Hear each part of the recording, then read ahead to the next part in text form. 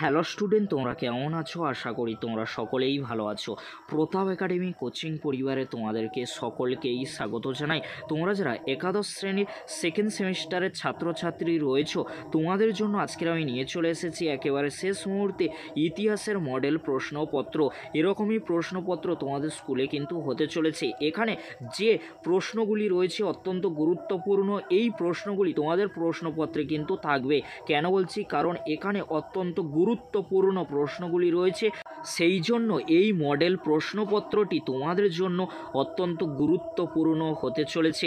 এটাই কিন্তু final model প্রশ্নপত্র ইতিহাস সাবজেক্টের। সেই জন্য তোমাদেরকে বলবো, তোমরা যারা এখনও পর্যন্ত ইতিহাসের লাস্ট মিনিট সাজেশন ভিডিও দেখোনি, এই ভিডিও ডেসক্রিপশান বক্সে সেই ভিডিও লিঙ্ক আমি দিয়ে দেবো। খুব সহজেই তোমরা সেই ভিডিওটি দেখে নিতে পারবে।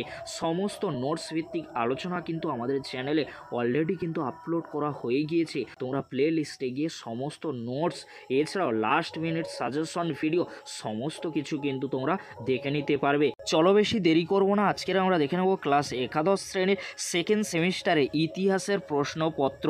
তোমরা প্রশ্নপত্রটি ভালো করে দেখে নাও। বিভাগ ক, এখানে যে প্রশ্নগুলি রয়েছে তোমরা ভালো করে দেখে নাও। একের দাগে নিম্নলিখিত প্রশ্নের উত্তর দাও। এখানে 3 মার্কসের প্রশ্ন কিন্তু থাকবে। 3 মার্কসের 4টি প্রশ্ন তোমরা ভালো করে দেখে নাও। একের দাগে যে প্রশ্নটি রয়েছে, কৌটিল্যের অর্থশাস্ত্রে বর্ণিত মণ্ডল তত্ত্ব সম্পর্কে আলোচনা করো। পরবর্তী প্রশ্ন, লিওনার্দো দা ভিঞ্চি সম্পর্কে টিকা লেখো। পরবর্তী প্রশ্ন কি রয়েছে, ভক্তিবাদ আন্দোলন ও সুফিবাদ বলতে কী বোঝো, এর বৈশিষ্ট্য লেখো। পরবর্তী প্রশ্ন কি রয়েছে, মুদ্রণ বিপ্লব কি? ইউরোপে মুদ্রণ বিপ্লবে আরবদের অবদান কী ছিল?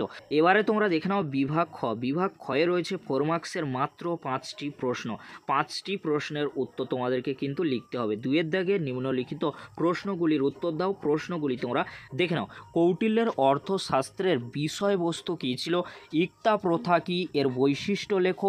ইক্তা প্রথার বিবর্তন দাও। পরবর্তী প্রশ্ন, জিয়াউদ্দিন বার্নির ফতোয়া ই জাহানদারিতে রাজতন্ত্র ও রাষ্ট্রনীতি সম্পর্কে ধারণা কী ছিল? পরবর্তী প্রশ্ন, ক্রুসেড কি? ক্রুসেডের কারণ লেখো। কেন ইতালিতে প্রথম রেনেসাঁ বা নবজাগরণ হয়েছিল? পরবর্তী প্রশ্ন অর্থাৎ 5 দাগে যে প্রশ্নটি রয়েছে তোমরা দেখে নাও। ইউরোপে প্রযুক্তির উন্নতির কারণ কি কি? এ প্রসঙ্গে প্রযুক্তি বিপ্লবের প্রভাব লেখো। এবারে তোমরা দেখে নাও বিভাগ গ।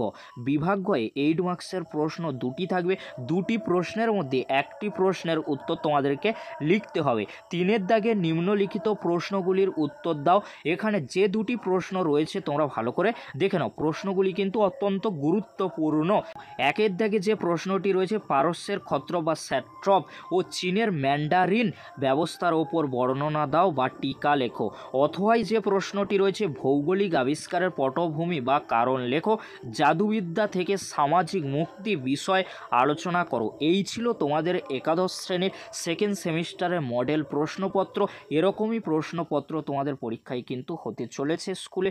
সেই জন্য তোমরা এই প্রশ্নপত্রে থাকা প্রশ্নগুলি ভালো করে তোমরা রেডি করে নাও, কারণ এই প্রশ্নগুলি আমাদের দেওয়া সাজেশনে কিন্তু রয়েছে। সেই জন্য তোমাদেরকে হলো অতি অবশ্যই করে তোমরা প্রশ্নপত্রটি ফলো করো। আর আমাদের দেওয়া লাস্ট মিনিট সাজেশন ভিডিও আর নোটস ভিত্তিক আলোচনার ভিডিওগুলি এই ভিডিও ডেসক্রিপশান বক্সে প্লে লিস্টের লিঙ্ক আমি দিয়ে দেবো। খুব সহজেই তোমরা লিঙ্কে ক্লিক করে ভিডিওগুলি দেখে নিতে পারবে। ভিডিওটি দেখার জন্য তোমাদেরকে অসংখ্য ধন্যবাদ।